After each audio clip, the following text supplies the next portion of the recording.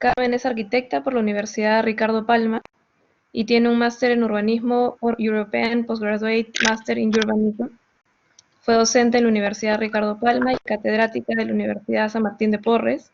Actualmente dicta cátedra en la Universidad Peruana de Ciencias Aplicadas y en la Universidad de Lima, y además es fundadora del Estudio Rivas Lombardi Arquitectura y de la Sociedad RLC Arquitectura y Territorio, oficina territorial que opera a varias escalas. Bienvenida, Carmen, muchas gracias. Te doy el pase. Hola, ¿qué tal? Hola, ¿cómo están todos?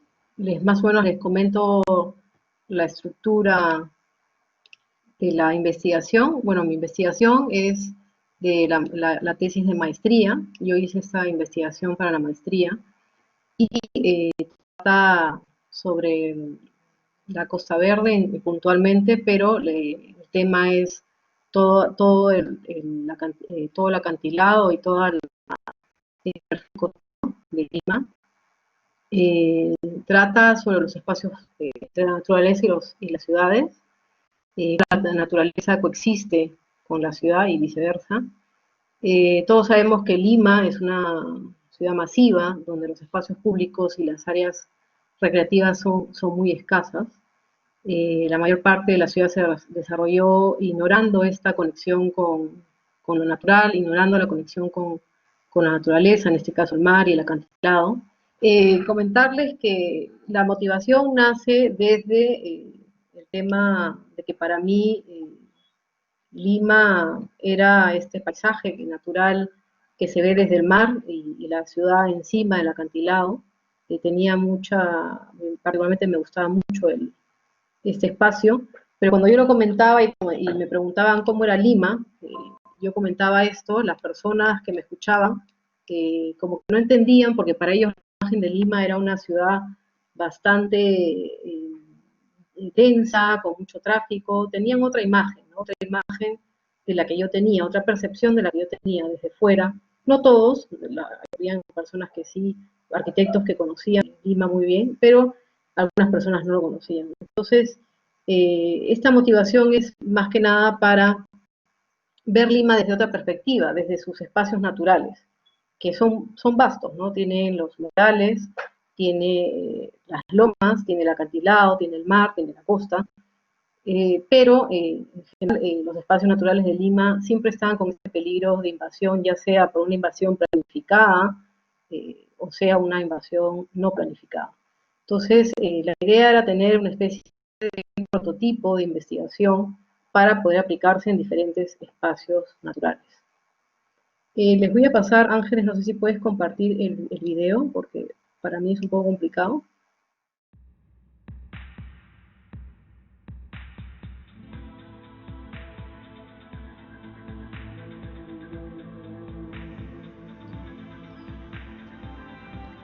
Ok. Las primeras revisiones que yo tuve con mis directores, que fueron Bernardo Secchi y Joaquín Sabaté, cuidé mucho de transmitir varias escalas y varios enfoques de lo que para mí era este espacio natural.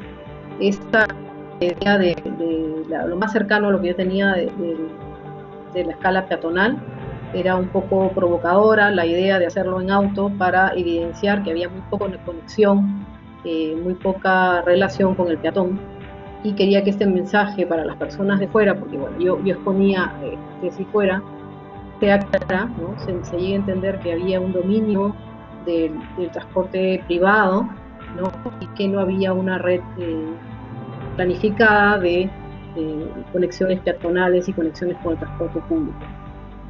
En paralelo a esto, presentaba muchos mapas, muchos planos, y digamos, para ellos era una cosa nueva, era súper interesante el tema de estar encima de un acantilado y que una ciudad se planifique también en una zona desértica.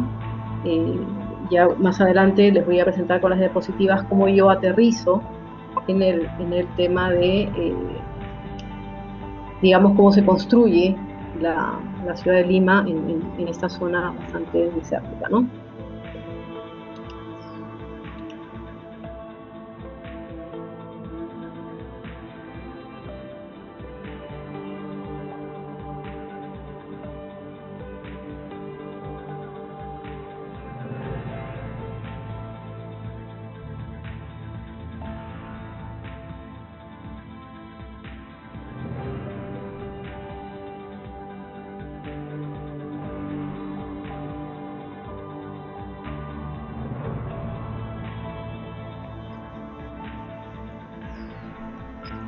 Y luego la extensión también fue algo bien importante para explicar, porque la extensión es muy grande. Tiene primero que toda la costa de Lima son 2.250 kilómetros. Lima en sí, Lima metropolitana son 130, y bueno, yo concentro el análisis entre el Callao y Chorrillos, que es la parte de 23 kilómetros, ¿no? Entonces, yo quería por lo menos que se entienda, digamos, en el video, en la explicación, en esta escala peatonal, que es, digamos, premisa de la maestría, tener las dos escalas, la escala peatonal con la escala de arriba, la escala planificada, la escala del mapa. Quería que se entienda, digamos, tremenda extensión que tenía la costa, y sobre todo que al final había sido reducida a esta especie de conexión simplemente viaria, ¿no? No tenía esta conexión peatonal, ni tenía tampoco no tenía una conexión vertical, y esto era clave transmitirlo, por eso era el video, transmitirlo para que se pueda entender la problemática en la que yo me enfrentaba. Esta problemática en diferentes intensidades, de darle prioridad al auto, darle prioridad a la ocupación, darle prioridad a lo edificado, y que el espacio natural sea lo último en pensarse, sea lo último en representar lo que era nuestra ciudad, no solo se daba en el acantilado, sino también se daba en las diferentes zonas naturales, como decía anteriormente, las lomas, los humedales y los grandes parques. Y yo arrancaba y sustentaba que empezaba por el acantilado y no me concentraba en los demás espacios naturales, porque era la extensión más larga, y de alguna manera yo tenía mucho más impacto entre los distritos, solucionando o proponiendo estrategias o proponiendo una idea macro de cómo podía solucionarse esta problemática, porque habían varios distritos que colindaban con la relación con el acantilado. Ahí termina. Bueno, ya previa la explicación, esta es la imagen, pero para mí era súper importante para transmitir esta motivación, la ciudad sobre el acantilado. La imagen de la naturaleza y la ciudad, lo construido, completando en muchos casos lo natural y de alguna manera también imponiéndose lo natural. La tesis se desarrolla en un consorcio de la EMU, que es una maestría que tiene 4 universidades: la ETSAP de Barcelona, la IOS de Venecia, Leuven y la Delft de Holanda. Mis directores fueron Joaquín Sabaté y Bernardo Sacchi, y tuve que hacer un previo aterrizaje sobre la Lima, lo que les comentaba, la extensión de toda la costa del Perú, Lima metropolitana y Lima, digamos, la parte central en la que yo iba a trabajar. Explicar cómo se construye una ciudad. Para muchos era una ciudad en un desierto, aclarando que los canales incas llegaron a constituir esta red donde digamos, crece la ciudad y crecen los primeros asentamientos, y de alguna manera se da la ocupación, entendiendo la topografía, o sea, una escala macro, empiezo a entender las variables de cómo se construye la ciudad.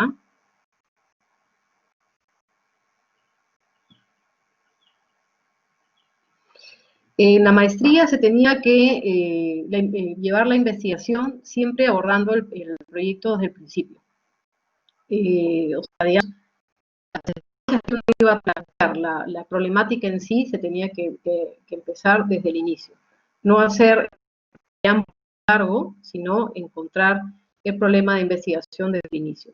El problema de la investigación era esta ocupación que se estaba dando en el litoral, y se estaba descuidando la parte natural, lo que expuse anteriormente, ya con una gráfica que yo comparto de otra publicación, y enfrentando este posible escenario de ocupación masiva y de pérdida de lo natural.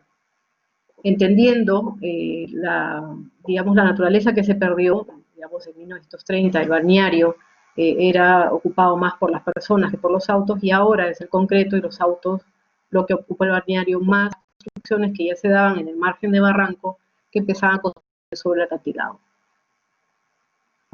Explico brevemente la relación del sector que yo iba a trabajar, explicándolo desde la ocupación de las alturas y la densidad que había de lo construido frente a los demás sectores, de todo el litoral, donde aquí yo veía una oportunidad muchísima mayor de hacer ese contraste entre lo natural y lo artificial.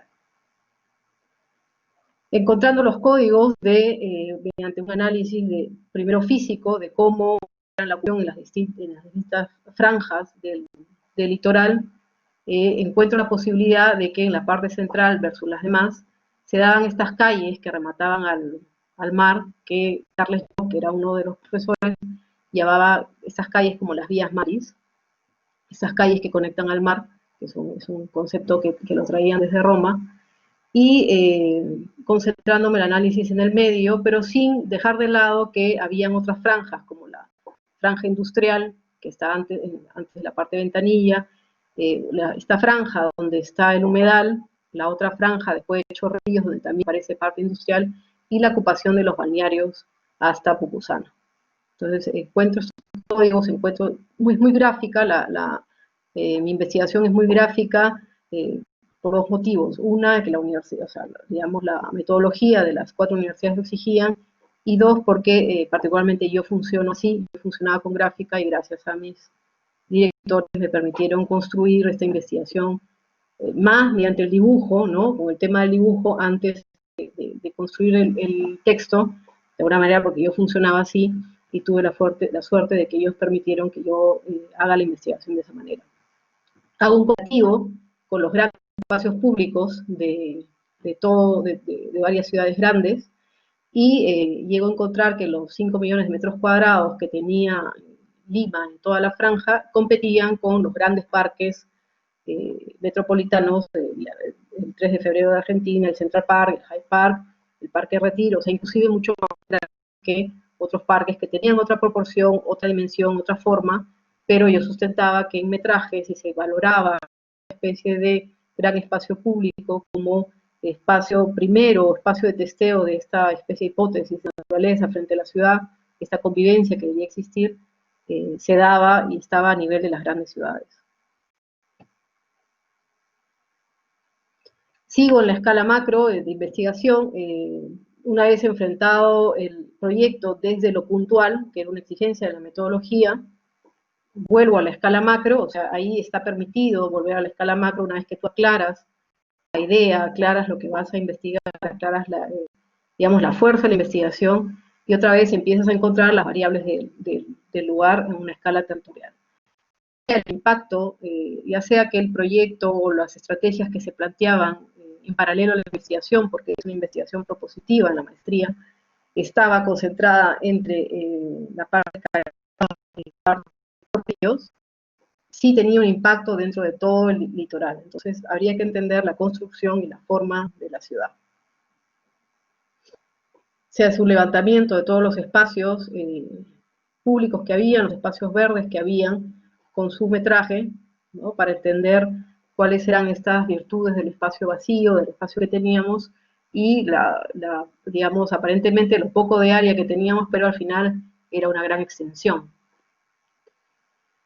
Se trabaja mucho también producto de las investigaciones que exigía la maestría, y también lo exigía Bernardo Secchi como parte de su discurso, era sustentar el proyecto por este ímpetu social, ¿no? O sea, de alguna manera tener una conexión con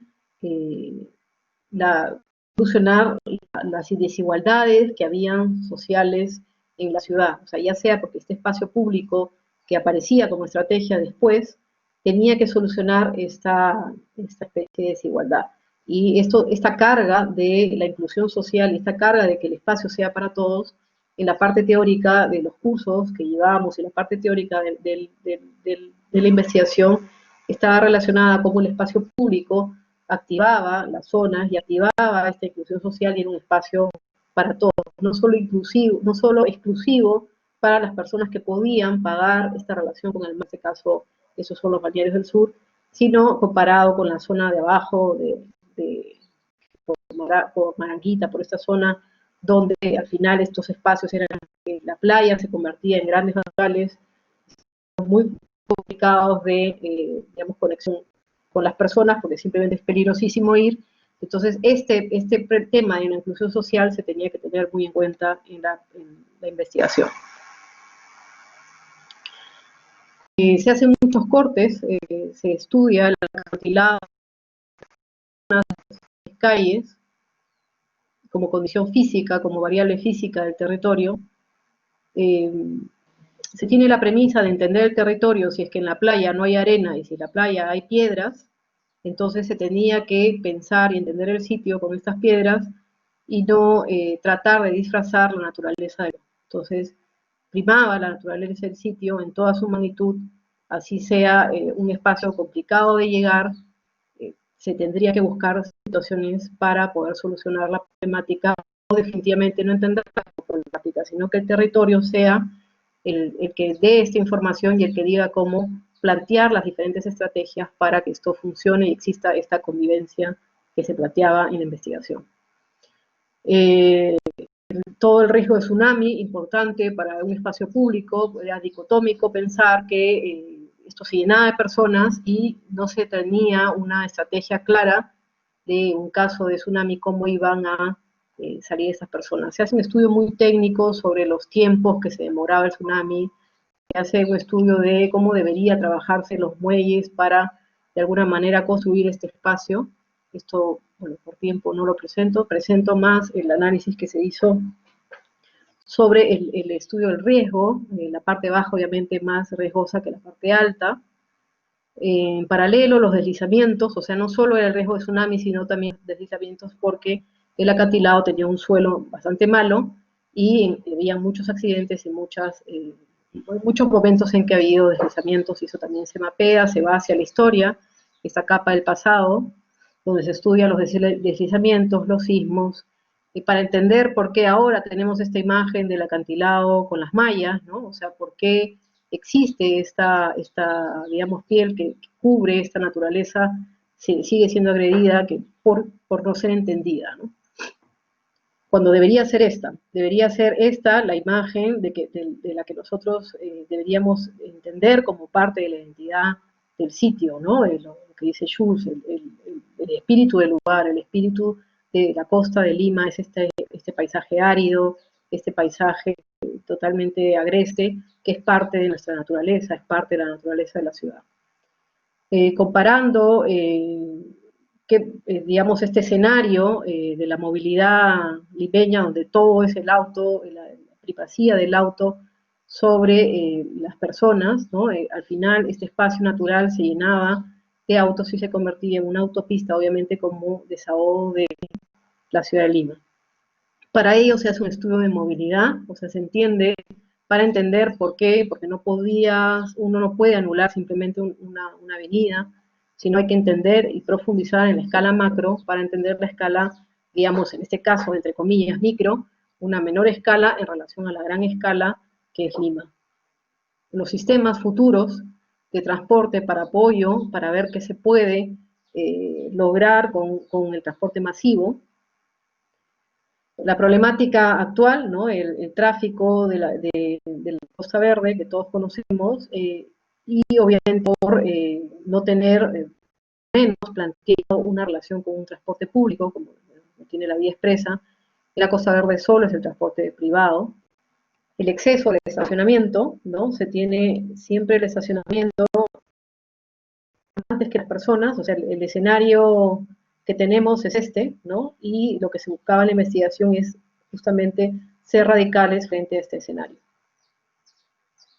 Bueno, igual por más bonito que sea y por más natural que sea el acantilado, siempre era una barrera entre lo bajo, la parte baja, y la zona alta de la ciudad, por la pendiente que tiene, por lo agreste que es y por lo dificultoso que era llegar de un lado a otro.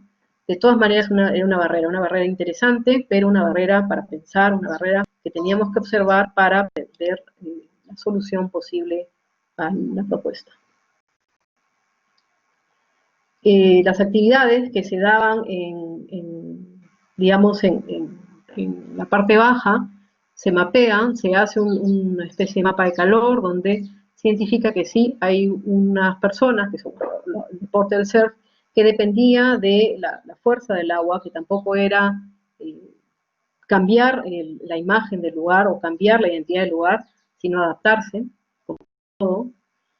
En paralelo, cuando yo investigaba, se da mixtura y se comprueba que si había actividades en la parte baja, la gente iba a subir, iba a bajar, o sea, digamos, la hipótesis que yo tenía desde el escritorio, en el campo, se da, porque la mixtura en esa parte, en esa época fue un éxito, las personas fueron, lo que no fue un éxito fue el transporte, ¿no? Cómo llegan a mixtura, todo fue transporte privado, taxis, y se generó muchísimo más tráfico de lo que había, justamente porque no había una red de transporte público planteada.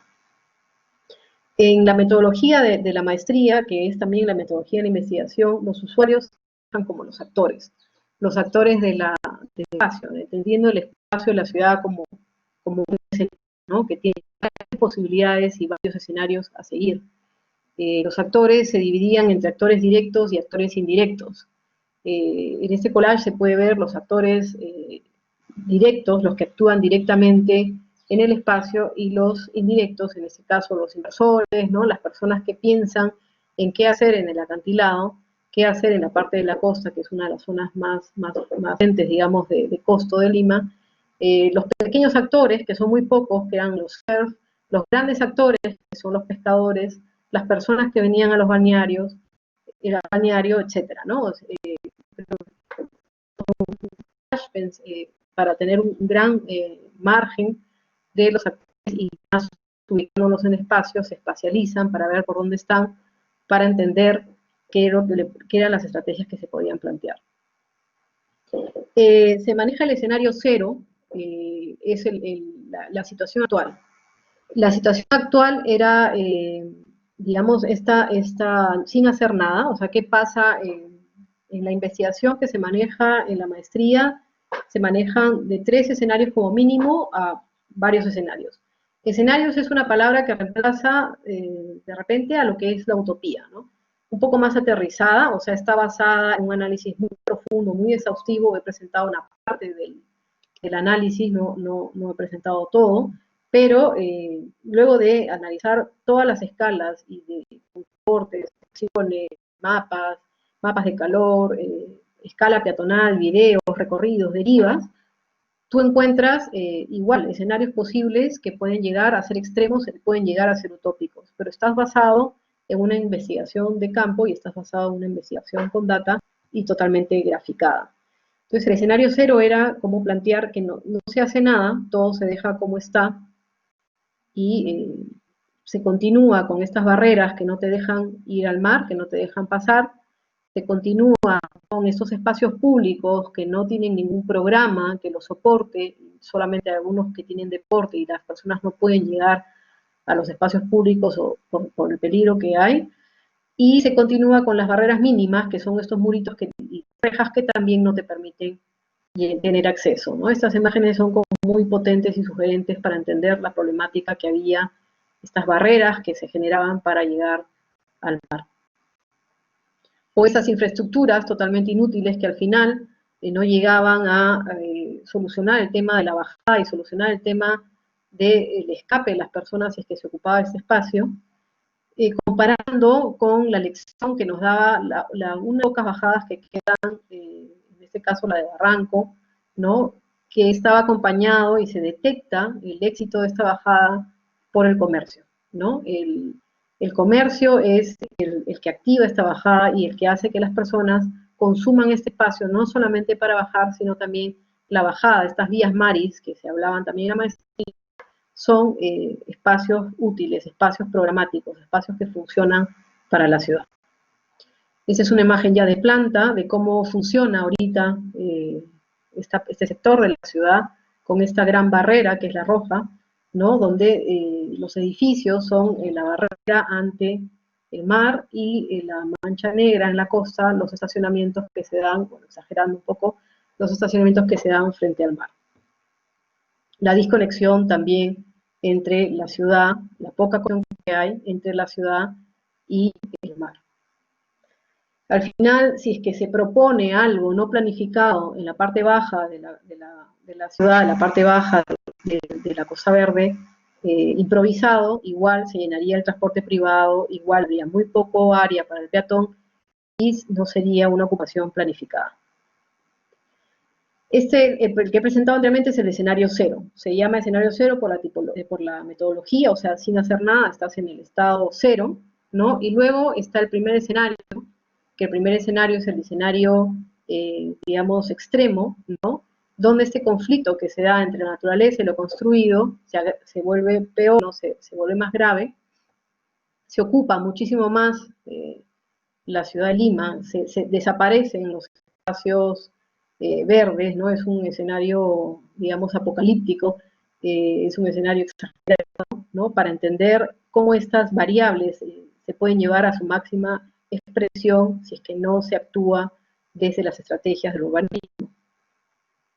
Se ocupa muchísimo más, este borde crece, ¿no? El borde de edificios crece, ocupa la costa, se ocupa más con los autos, se manejan estos supuestos, qué pasaría si la costa se llena de edificios, ¿no? Si es que no se regula su crecimiento, si no se regula la densidad. En un collage, igual siempre el mensaje de collage, el mensaje gráfico de los pensamientos, ¿no? Que acompañan el pensamiento, ¿no? Si las constructoras se apoderan del acantilado, el acantilado casi desaparece y la playa se convierte en una mega playa de estacionamiento, ¿no? Ese es el escenario extremo. Y luego el escenario extremo viene el segundo escenario, que es esta red que ya se plantea en la investigación a manera de posibles estrategias que podrían solucionar el problema. Así como puede haber un segundo escenario, no hay límites en la investigación, puedes presentar 3 o 4 o 5 diferentes escenarios, ¿no? Puede haber un escenario que desaparecen los autos, puede haber un escenario que el acantilado no se toca o que sí se toca, eso lo decide, digamos, el investigador. Y en el segundo escenario, en mi caso, yo planteo estas vías maris que eran parte de una red de espacio público y que tenían unas actividades que producían que las personas vengan, entonces que de parte de Lima puedan consumir este espacio público. Bueno, aquí hay fotos antiguas. Y se da esta imagen de la ciudad donde las conexiones con el acantilado se vuelven mucho más fuertes. Estas conexiones tienen programa comercial que activaría muchísimo más las calles y también se activaría la parte de la costa.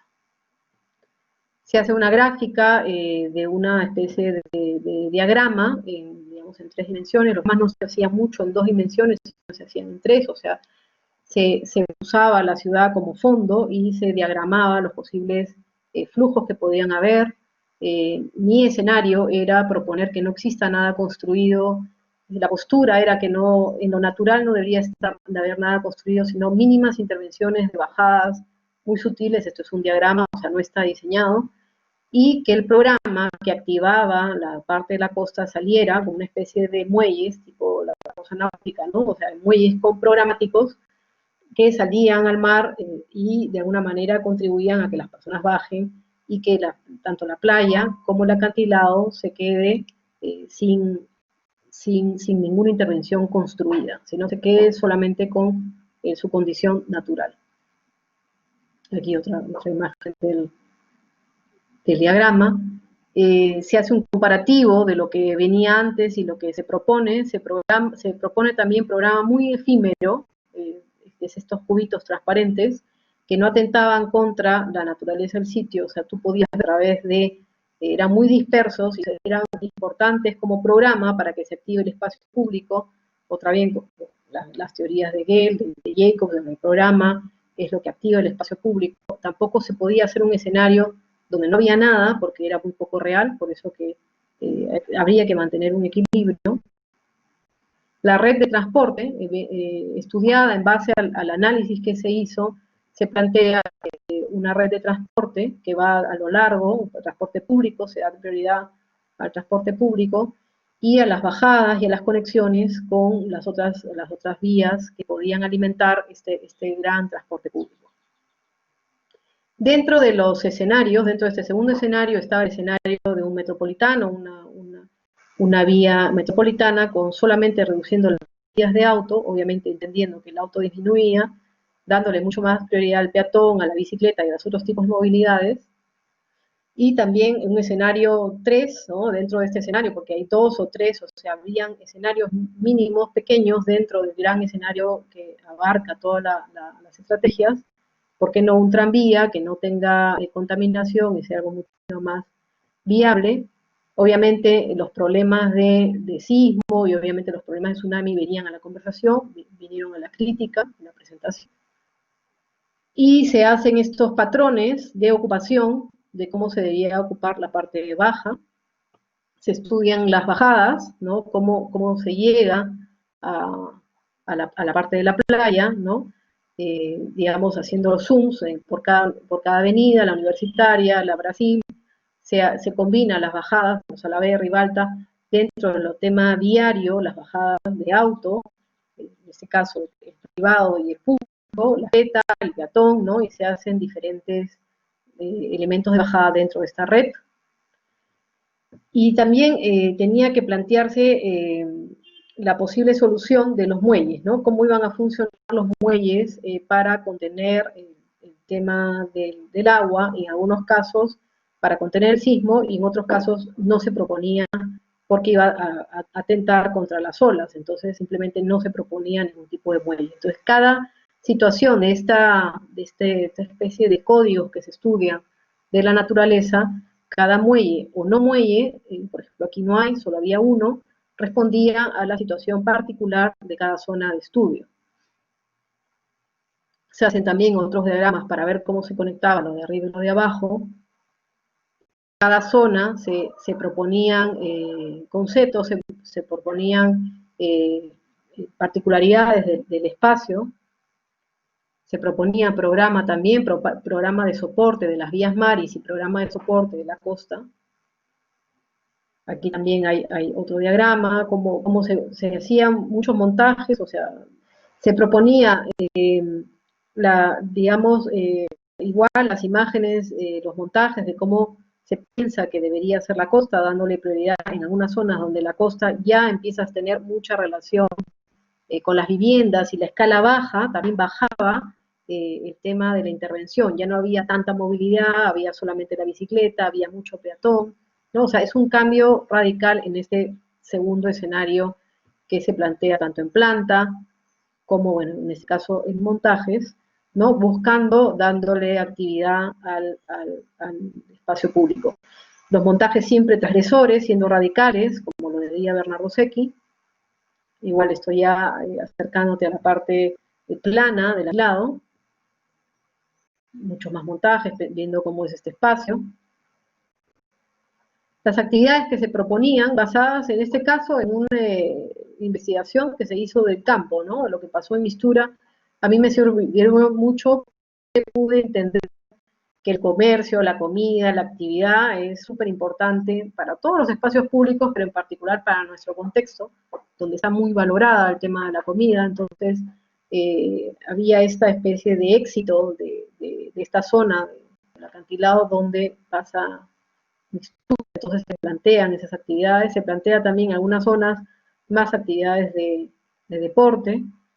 Algo muy importante que eran las bajadas y las subidas en algunos casos tenía que haber rampas, en otros casos se podía proponer una especie de ascensor escondido para no atentar contra la naturaleza o algo muy efímero, ¿no? Escaleras muy efímeras, siempre con la premisa del cuidado del acantilado, no agredirlo, pero sí tratar de por lo menos que la movilidad de la persona, o sea, la movilidad peatonal, sí sea lo único que exista de imagen para poder sacar a las personas por nuestra particularidad. El riesgo del tsunami era algo que no se podía sacar del escenario, que tenía que estar presente. Se podía sacar los autos, se podía aumentar el comercio, se podía aumentar el transporte público, se podía hacer todo, pero digamos, la parte humana del proyecto, la variable, el actor, la persona que iba a estar en el sitio, había que sacarla en un problema que era inminente, que era parte de la investigación. Se estudian otros tipos de acantilados, en este caso Tarragona, que es una ciudad bastante pequeña en comparación a Lima, pero me parece interesante cómo la subida se mimetiza con la piedra, no existe digamos, una imagen tan potente como la que tenemos nosotros, donde la escalera prima, sino era algo muy escondido, entraba, se metía por debajo de la roca y vuelve a salir, ¿no? O sea, digamos, se plantea que las estrategias sean muy naturales y menos agresivas de cómo ahorita tenemos el paisaje, las subidas al acantilado. Se proponen esas actividades comerciales, ¿no? En las vías maris, término de Carles Job, ¿no? De las vías maris que conectaban al mar. Se sigue haciendo análisis, ¿no? De las partes expuestas al tema del agua, al tema de la inundación. Me parece interesante mostrarles que el análisis sigue, no hay un momento en que se deja de analizar y aparecen las estrategias o aparece un proyecto, sino el análisis siempre está acompañando las decisiones que se proponen como posibles soluciones para la parte de la costa, ¿no? Aquí también un montaje de cómo funcionaría la bajada y la extensión del programa que sale hacia el mar. Esto nace de un estudio con ingenieros, con hidráulicos, con personas que ya habían estudiado posibilidades de muelles para controlar en unos casos arena, controlar el tsunami, controlar ciertas características naturales. Como digo, no se puso en toda la costa porque estaban estos actores que dependían de las olas, habían zonas donde no se podía intervenir porque ya había parte de la memoria del sitio que se imponía, y lo que se buscaba era que en algunas zonas los muelles eran naturales, como parte del paisaje, donde se artificializaba un poco la parte de la costa, y habían zonas donde sí estos muelles eran programáticos para activar justamente el espacio público. Aquí está, bueno, el tema de la inundación, que ya se ha mencionado anteriormente. En algunos casos se buscaban otras tecnologías, no para cambiar la forma del acantilado, sino para proponer ciertas partes, en vez de tener estas grandes mallas, buscar otro tipo de escenarios donde se podía controlar los derrumbes, pero no tapar directamente el acantilado, sino de repente atacando simplemente la parte baja y dejando el acantilado libre. Y bueno, para terminar, esta es digamos, el supuesto final, ¿no? ¿Qué pasaría si las personas de Lima, si los ciudadanos de Lima ocuparían este espacio público, ¿no? Disfrutarían la comida, disfrutarían el mar, disfrutarían la ciudad, y ya este espacio tan bonito que tenemos ya no sea desértico, ya no sea olvidado, ya no esté triste, sino de alguna manera esté ocupado, y todas las personas podamos, en mi estudio fue algo como testear a tiempo vivo, obviamente el caos que generó, pero todo eso con una buena red que estructure el espacio público, ser nuestro gran espacio público, y esta era la hipótesis de la investigación. Gracias. Muchas gracias, Carmen. Hemos recibido unas preguntas, hemos tratado de agruparlas en una misma para cuestiones de tiempo. A ver, dice, ¿cómo te imaginas o qué condiciones crees que deba tener la Costa Verde luego de repotenciarla? ¿Y cómo podríamos mejorar la accesibilidad peatonal hacia este espacio público con gran potencial? Bueno, los accesos, bajo la premisa de la investigación y de la metodología que aprendí, los escenarios podrían ser múltiples. O sea, digamos, si yo me imaginara las conexiones peatonales y me imaginara el transporte público, tendría que ser de diferentes maneras, tendría que ser de diferentes escenarios. O sea, no es la única, la que yo he mostrado es el segundo, ¿no? Podría haber tercero, podría haber cuarto. La idea es que se aperture esta conexión, que digamos que sí se trate de ir de abajo hacia arriba, que exista esta conexión vertical, porque sin esta conexión vertical no existiría realmente desde el peatón, no existiría la ocupación de la parte baja y no existiría la posibilidad de tener esta fluidez, esta permeabilidad y esta porosidad que siempre habla Bernardo Secchi y Paola Viganò, que son, digamos, los teóricos de la maestría, donde hablaban que las ciudades tienen que ser porosas, tienen que ser permeables, tú tienes que ir en un sinfín, ¿no? Caminar, devenir, y no tener estas barreras. Entonces, lo que yo me imagino es esta acción por escaleras, ¿no? Lo que yo les hablaba de que si esto se soltase para un concurso de un proyecto, digamos que la premisa sería el menor contacto con el acantilado, la menor agresión del acantilado, entender la espacialidad del acantilado. Habrían como ya desde la movilidad peatonal habían otras premisas, otras estrategias para enfrentar la movilidad peatonal, ¿no? Perfecto, perfecto, Carmen, muchísimas gracias.